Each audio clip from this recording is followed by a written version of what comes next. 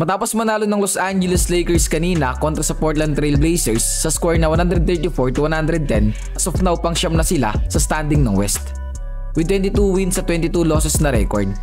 Sa mga hindi nakapanood ng laban, pinangunahan ni D'Angelo Russell ang opensa ng Lake Show kanina matapos umiscore ng 34 points. Samahan mo pa yun ng 8 assists, 1 rebound at 2 blocks, shooting 6 out of 11 beyond the arc. What a game para kay D'Angelo Russell mga idol. Ito na yung pangatlong pagkakataon na umiscore siya ngayong season ng 30 plus points.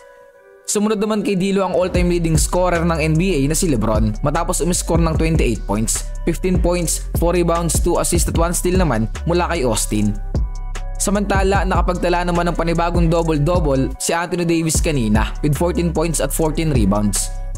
Sa pagbabalik naman ni Cam Reddish, nakapagtala siya ng 10 points with 4 rebounds, 1 assist at 2 steals coming off the bench. Ditong mga huling laban ng Lake Show, napansin ko lang na parang iba ni performance na ipinapamalas ni D'Angelo Russell. Talagang sobrang agresibo niya. Well, alam naman nating lahat na maibubuga rin itong si D'Lo. Pero speaking of D'Angelo Russell mga idol, alam nyo ba na usap-usapan ngayon ang mga kumakalat na videos at litrato sa SOCMED patungkol kay D'Lo at Rui Hachimura?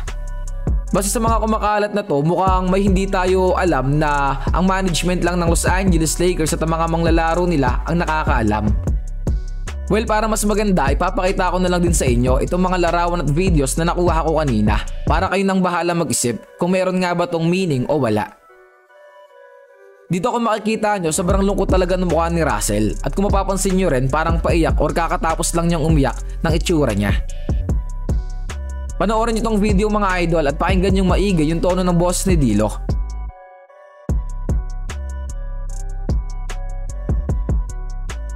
What we all dreamed of doing, you know, you go back to growing up, you practice moves, you try things in your backyard. Never thought you'd actually be able to get the chance to do it. Never thought I'd be able to throw a bounce pass live to LeBron James in the game. So things like that just keeps you young, keep you enjoying the game. It's just fun. Did you feel like kind of the plays that you guys were able to link up on tonight were big energy plays for the crowd? Yeah, definitely. I was telling Mike, you grow up, you kind of envision yourself doing the moves you practice and, you know, the moves you have fun with on the court. And that was just something I practiced, done 100 times, and just brought it out the bag. That's it.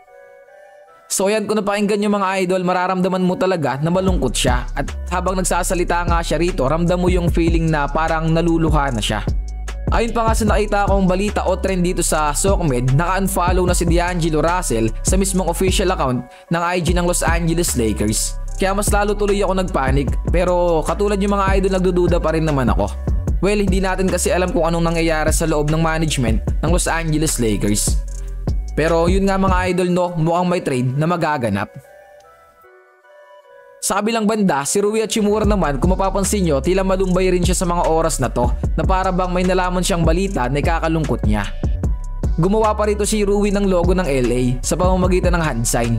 Pero kakaiba talaga yung aura niya dito mga idol. Dati kasi kapag ka nakikita ko na gumagawa siya ng ganitong logo ng LA, halos abot tenga ang ngiti niya.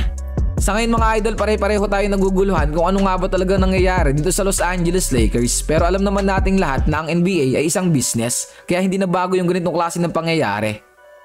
Simula kasi nung nagsimula ang iba't ibang trade rumors na kumakalat dito sa NBA, lalo na kapag patungkol sa LA, madalas kasama dyan ang pangalan ni D'Angelo Russell. Kaya mga kasolid, ano sa tingin nyo? Tama kaya ang hinala ng ibang fans? I-trade kaya ng Lake Show itong si Rui at D'Lo? Magkomento lang dyan sa may comment section at babasahin natin yan.